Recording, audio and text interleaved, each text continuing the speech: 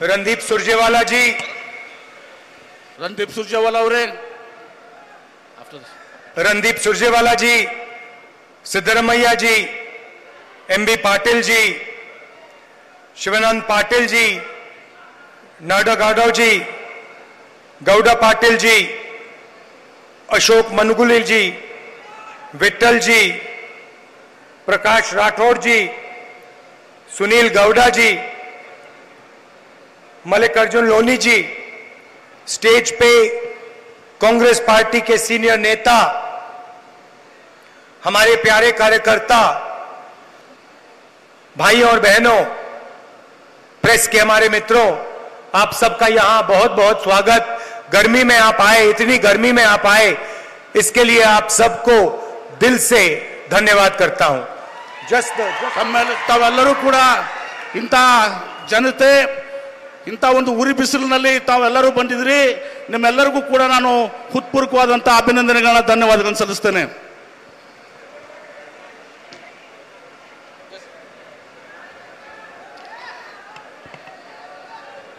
देखिए, ये जो चुनाव है ये आम चुनाव नहीं है। पहले जैसे चुनाव होते थे वैसा चुनाव नहीं है, क्योंकि पहली बार हिंदुस्तान के इतिहास में एक पार्टी और एक व्यक्ति हिंदुस्तान के संविधान को और लोकतंत्र को खत्म करने की कोशिश कर रहे हैं। ಇದು ಒಂದು ಸಾಮಾನ್ಯ ಚುನಾವಣೆ ಅಲ್ಲ,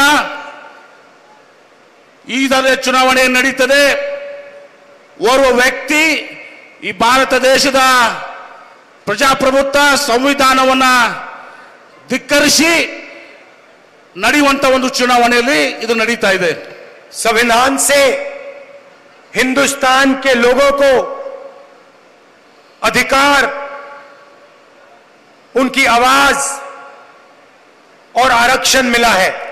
ಸಂವಿಧಾನದಿಂದ ಭಾರತ ದೇಶದ ಜನರಿಗೆ ಅವರ ಹಕ್ಕುಗಳು ಮತ್ತು ಸ್ವಾತಂತ್ರ್ಯ ಸಿಕ್ಕಿದೆ। संविधान से पहले राजा महाराजा हिंदुस्तान पर राज करते थे। ಸಂವಿಧಾನದಲ್ಲಿ ಮೊದಲು ರಾಜ ಮಹಾರಾಜರು ಈ ಭಾರತ ದೇಶದಲ್ಲಿ ಹಿಂದೂಸ್ತಾನದಲ್ಲಿ ಆಡಳಿತ ಮಾಡ್ತಾ ಇದ್ರು। अगर आज हिंदुस्तान के गरीब लोगों के पास, पिछड़ों के पास, दलितों के पास, आदिवासियों के पास अधिकार है, आवाज है, तो संविधान ने यह आवाज और यह अधिकार दिए हैं। ಇವತ್ತು ಬಡ ಜನರ, ಹಿಂದುಳಿದವರ, ದಲಿತರ, ಅಲ್ಪಸಂಖ್ಯಾತರ, ಸಾಮಾನ್ಯ ಜನರ ಹತ್ರ ಸಹ ಧ್ವನಿಯಾಗಿ ಇವತ್ತೇನಾದ್ರೂ ಇದ್ರೆ, ಅಧಿಕಾರ ಇದ್ರೆ ಅದು ಸಂವಿಧಾನದ ವತಿಯಿಂದ ಇದೆ। तो एक तरफ नरेंद्र मोदी संविधान को खत्म करने की कोशिश कर रहे हैं। उनके एमपीज ने साफ कह दिया है कि अगर वो चुनाव जीतेंगे तो संविधान को बदल देंगे और रद्द कर देंगे। ಇವತ್ತು ನರೇಂದ್ರ ಮೋದಿ ಅವರು, ಬಿಜೆಪಿ ಅವರು ಈ ಸಂವಿಧಾನವನ್ನ ನಾಶ ಮಾಡಲಿಕ್ಕೆ ಹೊಂಟಿದ್ದಾರೆ। ಅವರು ತಮ್ಮ ಮಾತುಗಳಲ್ಲಿ ಹೇಳಿದ್ದಾರೆ, ಎಂಪಿ ಅವರು ಹೇಳಿದ್ದಾರೆ, ಇವತ್ತು ನಾವು ಅವರ ಅಧಿಕಾರಕ್ಕೆ ಮತ್ತೆ ಬಂದ್ರೆ ಈ ಸಂವಿಧಾನವನ್ನ ನಾಶ ಮಾಡ್ತೀವಿ, ಬದಲಾವಣೆ ಮಾಡ್ತೀವಿ ಅಂತ ಹೇಳಿ। एक तरफ वो लोग और दूसरी तरफ कांग्रेस पार्टी और इंडिया अलायंस जो संविधान को, बसवना जी की विचारधारा को बचाने की कोशिश कर रहे हैं। ಒಂದ್ ಕಡೆ ಈ ಭಾರತೀಯ ಜನತಾ ಪಕ್ಷ, ಈ ಮೋದಿ ಅವರು, ಇನ್ನೊಂದು ಕಡೆ ನಮ್ಮ ಕಾಂಗ್ರೆಸ್ ಪಕ್ಷ ಇವತ್ತು ಈ ದೇಶದ ಸಂವಿಧಾನವನ್ನ ಇಂಡಿಯಾ ಅಲಯನ್ಸ್ ಜೊತೆಗೂಡಿ ಇವತ್ತು ರಕ್ಷಣೆ ಮಾಡಲಿಕ್ಕೆ ಹೊರಟಿದೆ। नरेंद्र मोदी जी ने पिछले 10 साल 20-25 लोगों को अरबपति बनाया है। हिंदुस्तान का पूरा धन उन्होंने उन व्यक्तियों को दिया। ನರೇಂದ್ರ ಮೋದಿ ಅವರು ಕಳೆದ 10 ವರ್ಷಗಳಲ್ಲಿ 20ರಿಂದ 25 ದೊಡ್ಡ ಶ್ರೀಮಂತರನ್ನ ಹುಟ್ಟಾಕಿದ್ದಾರೆ। ಭಾರತ ದೇಶದ ಸಂಪತ್ತಿ ಈ 20-25 ಜನರ ಕೈಯಲ್ಲಿದೆ। पूरा का पूरा फायदा नरेंद्र मोदी जी ने अदानी जैसे लोगों को दिया है। हिंदुस्तान के एयरपोर्ट, हिंदुस्तान के पोर्ट, हिंदुस्तान का इंफ्रास्ट्रक्चर, डिफेंस की इंडस्ट्री, सोलर पावर की इंडस्ट्री, विंड पावर की इंडस्ट्री, पूरा का पूरा नरेंद्र मोदी जी ने अदानी और अदानी जैसे लोगों को पकड़ा दिया है। ಇವತ್ತು ಅದಾನಿ ಅವರಿಗೆ ಈ ಭಾರತ ದೇಶದ ಎಲ್ಲ ಸಂಪತ್ತನ್ನು ನಮ್ಮಲ್ಲಿರುವಂತಹ ದೊಡ್ಡ ದೊಡ್ಡ ಕಂಪನಿಗಳನ್ನ ಇವತ್ತು ಅದು ಸೋಲಾರ್ ಎನರ್ಜಿ ಇರಬಹುದು, ಇವತ್ತು ನಮ್ಮ ವಿಮಾನ ನಿಲ್ದಾಣಗಳು ಇರಬಹುದು, ಇವತ್ತಿನ ಪೋರ್ಟ್ಗಳು ಇರಬಹುದು, ಇವೆಲ್ಲವನ್ನು ಕೂಡ ಅದಾನಿ ಅವರಿಗೆ ಕೊಟ್ಟಿದ್ದಾರೆ। और गरीबों को कुछ नहीं मिला, ಬಡವರಿಗೆ ಏನೂ ಕೂಡ ಸಿಕ್ಕಿಲ್ಲ।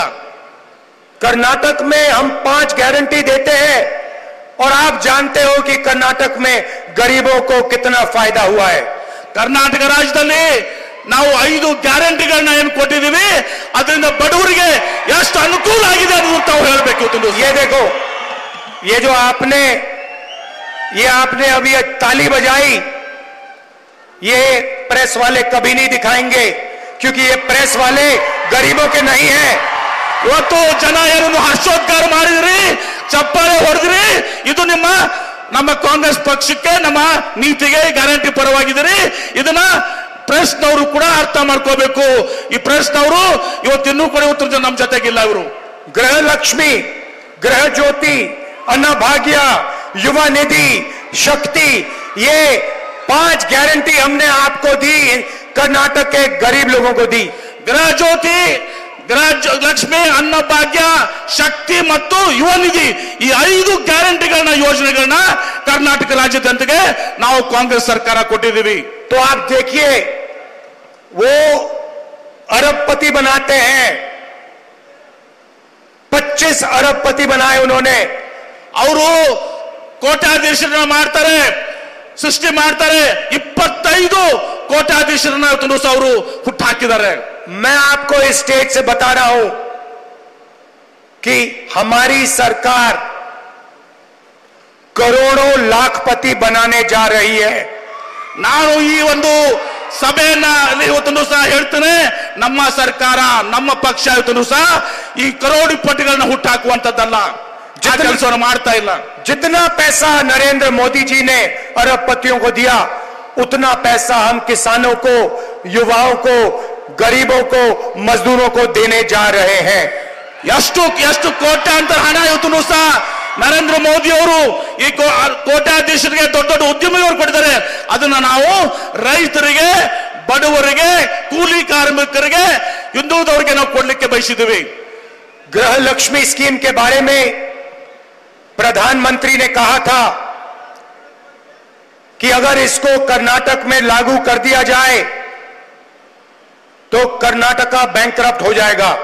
ಗೃಹಲಕ್ಷ್ಮಿ ಯೋಜನೆಯನ್ನ ನಾವು ಪ್ರಾರಂಭ ಮಾಡಿದಾಗ ನರೇಂದ್ರ ಮೋದಿ ಅವರು ಹೇಳಿದ್ರು, ಈ ಗೃಹಲಕ್ಷ್ಮಿ ಯೋಜನೆಯಿಂದ ಕರ್ನಾಟಕ ರಾಜ್ಯ ದಿವಾಳಿ ಆಗ್ತದೆ ಅಂತೇಳಿ। कोई बैंकरप्ट नहीं हुआ, ಯಾವುದು ಕೂಡ ಕರ್ನಾಟಕ ರಾಜ್ಯ ದಿವಾಳಿ ಆಗಿಲ್ಲ। अब नरेंद्र मोदी जी आप सुनिए, नरेंद्र मोदी और ನೀವು ತಿಳ್ಕೊಳ್ಳಿ, ಕೇಳ್ಕೊಳ್ಳಿ। आज कर्नाटक की महिलाओं को 2000 रुपए प्रति महीना 24,000 रुपए मिलता है। ಇವತ್ತು ನರೇಂದ್ರ ಮೋದಿ ಅವರು ನೀವು ತಿಳ್ಕೊಳ್ಳಿ, ಕರ್ನಾಟಕ ರಾಜ್ಯದ ಮಹಿಳೆಯರಿಗೆ ಪ್ರತಿ ತಿಂಗಳು 2,000ದಂತೆ ವರ್ಷಕ್ಕೆ 24,000 ರೂಪಾಯಿ ಸಿಗ್ತದೆ। 1 करोड़ महिलाओं को कर्नाटक में 24,000 रुपए साल का मिलता है। 1 ಕೋಟಿ ಮಹಿಳೆಯರಿಗೆ ಕರ್ನಾಟಕ ರಾಜ್ಯದಲ್ಲಿ ವರ್ಷಕ್ಕೆ 24,000 ರೂಪಾಯಿ ಸಿಗ್ತದೆ। महिलाओं को हम क्यों देते हैं? क्योंकि महिलाएं देश के भविष्य की रक्षा करती हैं। ನಾವು ಮಹಿಳೆಯರಿಗೆ ಯಾಕೆ ಹಣವನ್ನು ಕೊಡ್ತಾ ಇದ್ದೀವಿ? ಯಾಕಂದ್ರೆ ಮಹಿಳೆಯರು ಈ ದೇಶದ ರಕ್ಷಣೆಯನ್ನು ಮಾಡ್ತಾ ಇದ್ದಾರೆ, ಕುಟುಂಬದ ರಕ್ಷಣೆಯನ್ನು ಮಾಡ್ತಾ ಇದ್ದಾರೆ। और 21वीं सदी में शायद पुरुषों को अच्छा ना लगे, अगर पुरुष 8 घंटा काम करते हैं तो महिलाएं 16 घंटा काम करती हैं। ಇದು ಗಂಡಸರಿಗೆ ಸ್ವಲ್ಪ, ಪುರುಷರಿಗೆ ಸ್ವಲ್ಪ ಇದು ಅನಿಸಬಹುದು। ಗಂಡಸರು 8 ತಾಸು ಕೆಲಸ ಮಾಡಿದ್ರೆ ಮಹಿಳೆಯರು 16 ಗಂಟೆ ಕೆಲಸ ಮಾಡ್ತಾರೆ। बाहर जाके महिला और पुरुष मजदूरी करते हैं और फिर घर में 8 घंटे महिला बच्चों की देखभाल करती है, भोजन पकाती है। 8 ಗಂಟೆಗಳ ಕಾಲ 8 ತಾಸು ಹೊರಗೆ ಹೋಗಿ ಅವರು ಕೆಲಸ ಮಾಡ್ತಾರೆ, ಮನೆಗೆ ಬಂದು ಮತ್ತು 8 ತಾಸು ಮಕ್ಕಳನ್ನ ಸಾಕುವ ಜೊತೆಗೆ ಇವತ್ತು ಅಡಿಗೆ ಮಾಡುವಂತ ಕೆಲಸ ಮಾಡ್ತಾರೆ, ಮನೆ ಕೆಲಸ ಮಾಡ್ತಾರೆ. इसलिए कर्नाटक में हमने 24,000 रुपए गरीब महिलाओं के बैंक अकाउंट में साल के डाले. ಇದರ ಸಲುವಾಗಿನೇ ನಾವು ಮಹಿಳೆಯರಿಗೆ ಪ್ರತಿ ತಿಂಗಳು ಇವತ್ತೊಂದು ದಿವಸ 2000 ವರ್ಷಕ್ಕೆ 24,000 ಮಹಿಳೆಯರ ಅಕೌಂಟ್ಗೆ ನೇರವಾಗಿ ಹಣವನ್ನು ಜಮಾ ಮಾಡ್ತಾ ಇದ್ದೀವಿ. अब आप ताली बजाने के लिए तैयार हो जाओ. ಈಗ ತಾವೆಲ್ಲರೂ ಚಪ್ಪಾಳೆ ಹೊಡಿಲಿಕ್ಕೆ ತಯಾರಾಗಿರಿ. क्योंकि जो मैं अब आपको बोलने जा रहा हूं उससे जबरदस्त ताली बजने जा रही है. ಈಗ ನಾನು ಏನು ಹೇಳಕ್ ಹೊಂಟಿದ್ದೀನಿ ಇದರಿಂದ ಬಹಳ ದೊಡ್ಡ ಚಪ್ಪಾಳೆಯನ್ನು ಇವತ್ತು ಹೊಡೆಯುವಂತದ್ದಾಗ್ತದೆ. चुनाव के बाद जैसे ही इंडिया अलायंस की सरकार बनेगी, ಚುನಾವಣೆ ನಂತರ ಇಂಡಿಯಾ ಅಲಯನ್ಸ್ ಏನು ಅಧಿಕಾರಕ್ಕೆ ಬರ್ತದೆ, ಸರ್ಕಾರ ರಚನೆ ಮಾಡ್ತದೆ, हिंदुस्तान के सारे गरीब परिवारों की लिस्ट बनेगी. ಹಿಂದೂಸ್ತಾನದ ಪ್ರತಿಯೊಬ್ಬರ ಮಹಿಳೆಯರಿಗೆ ಸಹ ಒಂದು ದೊಡ್ಡ ಶಕ್ತಿಯನ್ನು ತುಂಬುತ್ತಿದ್ದೇವೆ. और हर गरीब परिवार में से एक महिला चुनी जाएगी. ಮತ್ತು ಎಲ್ಲ ಪ್ರತಿಯೊಂದು ಬಡ ಕುಟುಂಬದಿಂದ ಒಬ್ಬ ಮಹಿಳೆಯನ್ನ ನಾವು ಆಯ್ಕೆ ಮಾಡ್ತೀವಿ. और उस महिला के बैंक अकाउंट में हिंदुस्तान की सरकार हर साल 1 लाख रुपया डालने जा रही है. ಈ ಒಂದು ಮಹಿಳೆ, ಬಡ ಮಹಿಳೆ ಏನಿರ್ತಾನೋ ಆಯ್ಕೆ ಮಾಡಿರ್ತೇವೆ, ಅವರ ಒಂದು ಖಾತೆಯಲ್ಲಿ 1 ಲಕ್ಷ ರೂಪಾಯಿಗಳನ್ನ ಇವತ್ತು ಜಮಾ ಮಾಡ್ತೀವಿ. अगर कर्नाटक की सरकार महिलाओं को 24,000 दे सकती है तो हिंदुस्तान की सरकार महिलाओं को 1 लाख रुपए दे सकती है. ಇವತ್ತು ಕರ್ನಾಟಕ ಸರ್ಕಾರ ಮಹಿಳೆಯರಿಗೆ ವರ್ಷಕ್ಕೆ 24,000 ಕೊಟ್ಟರೆ ಕೇಂದ್ರ ಸರ್ಕಾರ ವರ್ಷಕ್ಕೆ 1 ಲಕ್ಷ ರೂಪಾಯಿ ಕೊಡುವಂತ ಶಕ್ತಿ ಹೊಂದಿರುತ್ತದೆ. और कर्नाटक को 1,24,000 रुपए साल के महिलाओं को मिलेगा. ಮತ್ತು ಕರ್ನಾಟಕ ರಾಜ್ಯದಲ್ಲಿ 1,24,000 ರೂಪಾಯಿ ಮಹಿಳೆಯರಿಗೆ ಇವತ್ತು ಸಹ ಕುಟುಂಬಕ್ಕೆ ಸಿಗ್ತದೆ. आप सोचिए, हर साल हर महीने 10,500 रुपए खटाखट बैंक अकाउंट में. ತಾವು ವಿಚಾರ ಮಾಡ್ರಿ, ಪ್ರತಿ ತಿಂಗಳು 10,500 ರೂಪಾಯಿ ಕಟಾಕಟ್ ನಿಮ್ಮ ಜಮೆಗೆ ಕಾನೂನಿಗೆ ಅಕೌಂಟ್ಗೆ ಬರ್ತದೆ. कर्नाटक के सबसे गरीब परिवार सुबह उठेंगे, 1 तारीख को हर महीने सुबह उठेंगे और बैंक अकाउंट में सीधा महीने का 10,500 रुपए दिखाई देगा.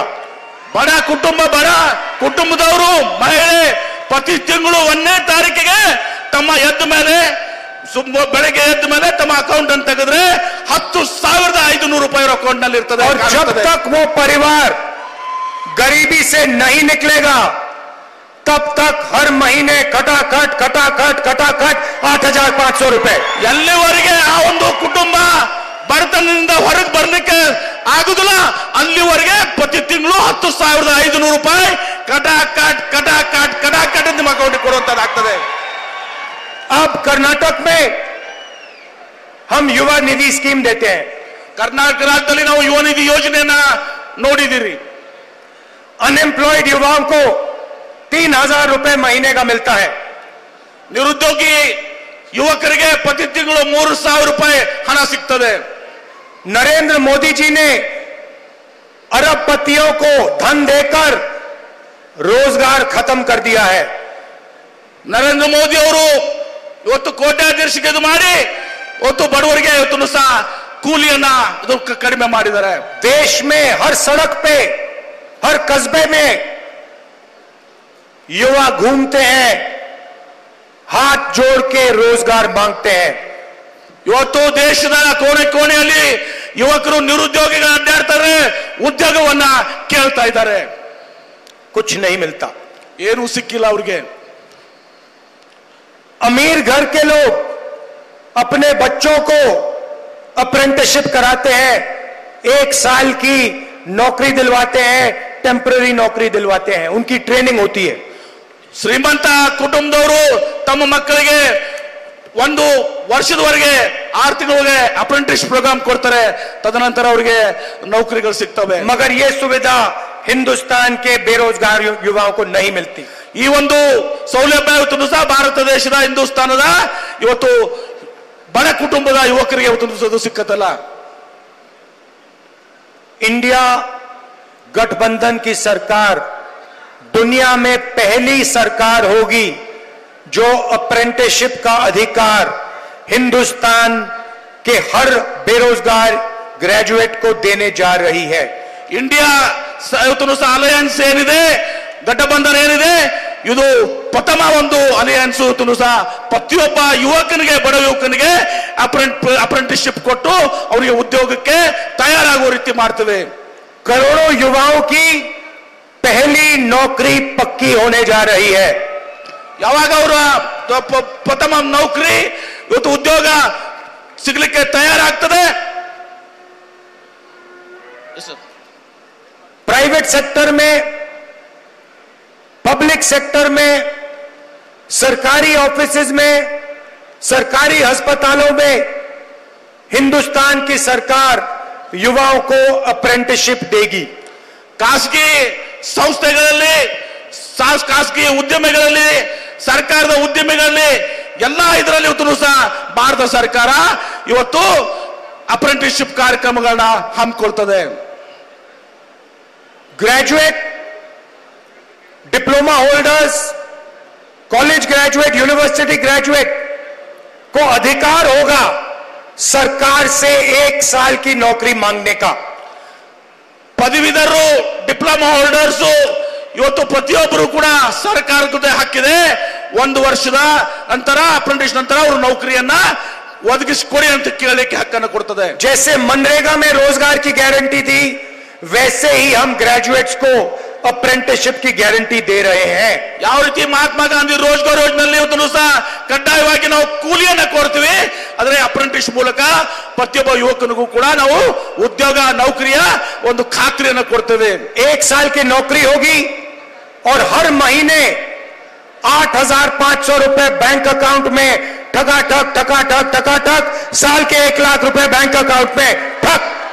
1 ವರ್ಷದ ನೌಕರಿ ಇರುತ್ತದೆ, ಪ್ರತಿ ತಿಂಗಳು ಇವತ್ತು ಸಹ 8,500 ರೂಪಾಯಿ ಆ ಯುವಕರ ಅಕೌಂಟಿಗೆ ನೇರವಾಗಿ ಟಕಾಟಕ್ ಟಕಾಟಕ್ ಟಕಾಟಕ್ ಅಂತ ಜಮಾ ಮಾಡ್ತದೆ। और हिंदुस्तान को करोड़ों युवाओं की एक ट्रेंड वर्कफोर्स मिलेगी। ಭಾರತ ದೇಶಕ್ಕೆ ಕೋಟ್ಯಾಂತರ ಯುವಕರ ಒಂದು ಶಕ್ತಿ ಇವತ್ತು ಸಹ ಏನು ಇವತ್ತು ಪರಿಣಿತಿ ಹೊಂದಿದಂತ ಒಂದು ಫೋರ್ಸ್ ಇವತ್ತು ಸಹ ಸಮೂಹ ಸಿಗ್ತದೆ। नरेंद्र मोदी जी ने आज तक किसानों का कर्जा माफ नहीं किया। ನರೇಂದ್ರ ಮೋದಿ ಅವರು ಇಲ್ಲಿವರೆಗೆ ರೈತರ ಸಾಲವನ್ನ ಮನ್ನಾ ಮಾಡಿಲ್ಲ और किसानों को कानूनी एमएसपी नहीं देते हैं। ಮತ್ತು ರೈತರಿಗೆ ಇವತ್ತು ಸಹ ತಾವು ಬೆಳೆದಂತ ಬೆಳೆಗಳಿಗೆ ಇವತ್ತು ಎಂಎಸ್ಪಿ ದರವನ್ನ ಇವತ್ತು ಸಹ ಕೊಡ್ತಾ ಇಲ್ಲ। हमारी सरकार आते ही किसानों का कर्जा माफ करने जा रही है। ನಮ್ಮ ಸರ್ಕಾರ ಬಂದ ಕೂಡಲೇ ರೈತರ ಸಾಲವನ್ನ ಮನ್ನಾ ಮಾಡ್ತೇವೆ और लीगली गारंटीड एमएसपी हिंदुस्तान के किसानों को दी जाएगी।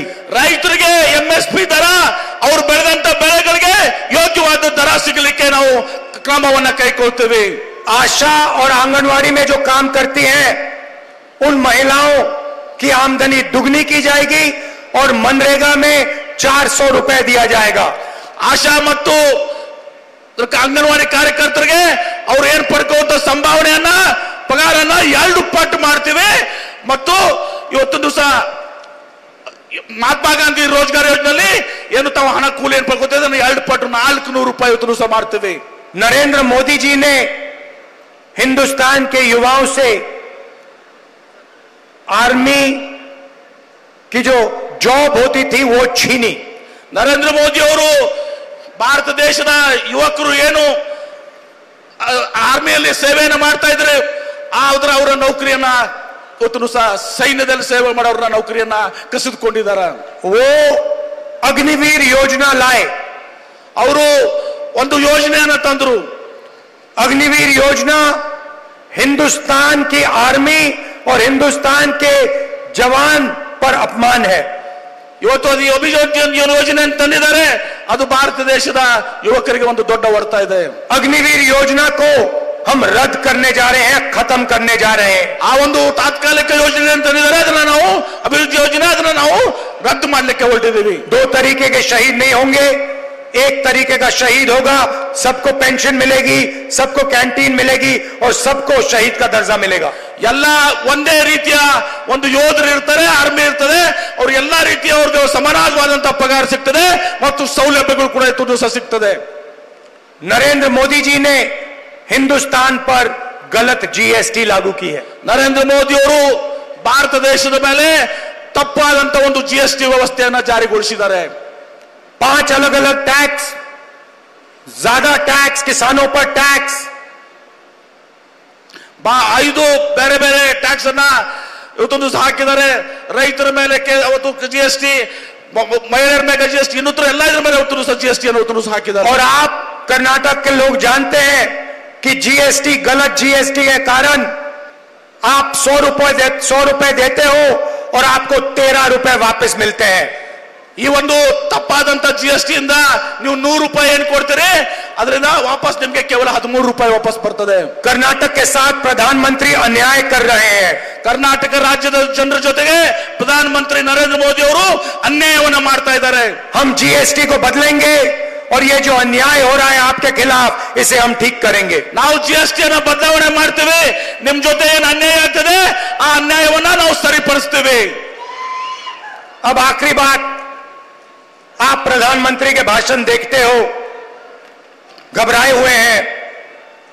ನೀವೇನು ಪ್ರಧಾನಮಂತ್ರಿಗಳ ಮಾತನ್ನು ಕೇಳ್ತಾ ಇದ್ದೀರಿ, ಪ್ರಧಾನಮಂತ್ರಿಗಳು ಇವತ್ತು ಗಾಬರಿಗೊಂಡಿದ್ದಾರೆ। शायद कुछ ही दिनों में स्टेज पे आंसू निकल आए। ಸ್ವಲ್ಪ ದಿನಗಳ ಮೇಲೆ ಅವ್ರೇನು ಸ್ಟೇಜ್ ಮೇಲೆ ಬರ್ತಾರೆ, ವೇದಿಕೆ ಮೇಲೆ ಬರ್ತಾರೆ, ಬಹುಶಃ ಅವರಿಗೆ ಕಣ್ಣಲ್ಲಿ ನೀರುಗಳು ಬರ್ತವೆ। 24 घंटा आपका ध्यान इधर उधर करते रहते हैं। 24 ಗಂಟೆಗಳ ಕಾಲ ಇವತ್ತು ನಮ್ಮ ಧ್ಯಾನ ಮಾಡುವಂತ ಕೆಲಸ ಆಗ್ತದೆ ಅವ್ರಿಗೆ। कभी पाकिस्तान की बात होगी, कभी चाइना की बात होगी, कभी थाली बजवाएंगे, कभी मोबाइल फोन की लाइट जलवाएंगे। ಕೆಲವೊಮ್ಮೆ ಪಾಕಿಸ್ತಾನಗಳ ಮಾತಾಡ್ತಾರೆ, ಕೆಲವು ಚೈನಾ ಮಾತಾಡ್ತಾರೆ, ಕೆಲವೊಂದು ವಿವಿಧ ವಿಚಾರಗಳನ್ನು ಮಾತನಾಡ್ತಾರೆ ಅವರು। हिंदुस्तान में 3-4 बड़े मुद्दे हैं। ಭಾರತ ದೇಶದಲ್ಲಿ 3-4 ದೊಡ್ಡ ದೊಡ್ಡ ಸವಾಲುಗಳು ಸಂಬಂಧ ಇದಾವೆ। गरीबी, बेरोजगारी, महंगाई और भागीदारी। ಇವತ್ತು ಭಾರತ ದೇಶದಲ್ಲಿ ಏನು 4 ದೊಡ್ಡ ಸವಾಲುಗಳಿದಾವೆ, ಸಮಸ್ಯೆಗಳಿದಾವೆ। ಒಂದು ಬಡತನ, ಇನ್ನೊಂದು ನಿರುದ್ಯೋಗ, ಇನ್ನೊಂದು ಬೆಲೆ ಏರಿಕೆ, ಈ 4 ಸವಾಲುಗಳು ನಮ್ಮ ಮುಂದಿದ್ದಾವೆ। कांग्रेस पार्टी बेरोजगारी मिटा सकती है, महंगाई कम कर सकती है और आप सबको भागीदारी दे सकती है। ಕಾಂಗ್ರೆಸ್ ಪಕ್ಷ ಇವತ್ತು ಸಹ ಬೆಲೆ ಏರಿಕೆಯನ್ನು ನಿರಂತರ ಮಾಡ್ತದೆ, ಅದ್ರ ಜೊತೆಗೆ ಇವತ್ತು ಜನರಿಗೆ ಉದ್ಯೋಗವನ್ನು ಕಲ್ಪಿಸಿ ಮಾಡ್ತದೆ। ಅದಕ್ಕೆ ಕಾಂಗ್ರೆಸ್ ಪಕ್ಷ ಸಮರ್ಥವಾಗಿದೆ ಇವತ್ತು ಸಹ। नरेंद्र मोदी जी ने पिछले 10 साल सिर्फ गरीबों से पैसा छीना है। ನರೇಂದ್ರ ಮೋದಿ ಅವರು ಕಳೆದ 10 ವರ್ಷ ಕೇವಲ ಬಡವರಿಂದ ಹಣವನ್ನು ವಸೂಲಿ ಮಾಡಿದ್ದಾರೆ, ಕಸಿಕೊಂಡಿದ್ದಾರೆ। अरबपति बना दिए, ಕೋಟ್ಯಾಧೀಶರನ್ನ ಸೃಷ್ಟಿ ಮಾಡಿದ್ದಾರೆ। 22 लोग हैं जिनके पास उतना ही धन है जितना 70 करोड़ हिंदुस्तानियों के पास है। 22 ಅರಬಪತಿಗಳು, ಕೋಟ್ಯಾಧೀಶರು, ಉದ್ಯಮಿಗಳ ಹತ್ರ ಏನ್ ಹಣ ಇದೆ, ಅದು ಇನ್ನುಳಿದ ಭಾರತ ದೇಶದ ಇವತ್ತು 80% ಜನರ ಹತ್ರ ಇದೆ। हिंदुस्तान के 1% लोग 40% धन को कंट्रोल करे बैठे हुए हैं। ಭಾರತ ದೇಶದ ಕೇವಲ 1% ಜನ, 1% ಜನ ಇವತ್ತು 40% ಇವತ್ತು ಇದನ್ನ ನಮ್ಮ ಸಂಪತ್ತನ್ನು ಇವತ್ತು ನಿಯಂತ್ರಣ ಮಾಡ್ತಾ ಇದ್ದಾರೆ। और पिछड़ों, दलितों, आदिवासियों, गरीब जनरल कास्ट, माइनॉरिटी के लिए कहीं जगह नहीं है। ಮತ್ತು ಇದರಲ್ಲಿ ಹಿಂದುಳಿದವರಿಗೆ, ಅಲ್ಪಸಂಖ್ಯಾತರಿಗೆ, ದಲಿತರಿಗೆ, ಆದಿವಾಸಿಗಳಿಗೆ ಸ್ವಲ್ಪನೂ ಕೂಡ ಇದರಲ್ಲಿ ಸ್ಥಾನ ಇಲ್ಲ ಇವತ್ತು ಸಹ। सीधी सी बात है, मैं आपको सीधा एक लाइन में कह देता हूं। ಒಂದೇ ಒಂದು ಮಾತನ್ನ ನಾನು ನೇರವಾಗಿ ಇವತ್ತು ಸಹ ಒಂದೇ ಒಂದು सेंटेंस ಒಂದೇ ಒಂದು ವಾಕ್ಯದಲ್ಲಿ ಹೇಳ್ತೇನೆ। जितना पैसा नरेंद्र मोदी जी ने उन अरबपतियों को दिया, उतना पैसा हम हिंदुस्तान के गरीब लोगों को देने जा रहे हैं। खत्म। ಒಂದೇ ಒಂದು ವಾಕ್ಯದಲ್ಲಿ ಹೇಳ್ಬೇಕಂದ್ರೆ ನರೇಂದ್ರ ಮೋದಿ ಅವರು ಏನೋ ಅವರು ದೊಡ್ಡ ದೊಡ್ಡ ಉದ್ಯಮಿಗಳಿಗೆ ಏನು ಕೊಟ್ಟಿದ್ದಾರೆ 27 ಜನರಿಗೆ, ಅದೇ ಹಣ ಸಹ ಭಾರತ ದೇಶದ ಪ್ರತಿಯೊಬ್ಬರಿಗೂ ಸಹ ನಾವು ಕೊಡುವಂತ ಕೆಲಸ ಮಾಡ್ತೇವೆ. मैं आप सबका दिल से धन्यवाद करता हूं. ನಾನು ಒಬ್ಬನ ಹೃದಯದ ಅಂತರಂಗದಿಂದ ತಮಗೆ ಧನ್ಯವಾದಗಳನ್ನು ಸಲ್ಲಿಸಲಿಕ್ಕೆ ಬಯಸ್ತೇನೆ. और खास तौर से हमारे जो कांग्रेस पार्टी के कार्यकर्ता हैं, ವಿಶೇಷವಾಗಿ ನಮ್ಮ ಕಾಂಗ್ರೆಸ್ ಪಕ್ಷದ ಕಾರ್ಯಕರ್ತರೇನಿದ್ದೀರಿ, जो बब्बर शेर है, जो बब्बर शेर है, ನೀವೇನು ಹುಲಿ ಸಿಂಹಗಳಿದ್ದೀರಿ.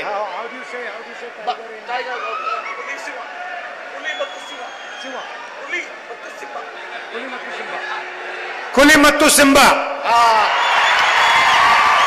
जो हमारे बब्बर शेर घूम रहे हैं, जो विचारधारा के लिए लड़ते हैं, गरीबों के लिए लड़ते हैं, किसानों के लिए लड़ते हैं, आपको मैं दिल से धन्यवाद और ढेर सारा प्यार देता हूं. नमस्कार, जय हिंद. ನಮ್ಮ ಕಾಂಗ್ರೆಸ್ ಪಕ್ಷದ ಕಾರ್ಯಕರ್ತರೇನಿದ್ರೆ ಹುಲಿಗಳು ಮತ್ತು ಸಿಂಹಗಳು, ನೀವು ಬಡವರ ಪರವಾಗಿ ಜನರ ಪರವಾಗಿ ಇವತ್ತು ಏನು ಹೋರಾಟ ಮಾಡ್ತೀರಿ, ನಿಮಗೆ ಹೃದಯಪೂರ್ವಕವಾದಂತಹ ಅಭಿನಂದನೆಗಳು ಸಲ್ಲಿಸ್ತೇನೆ.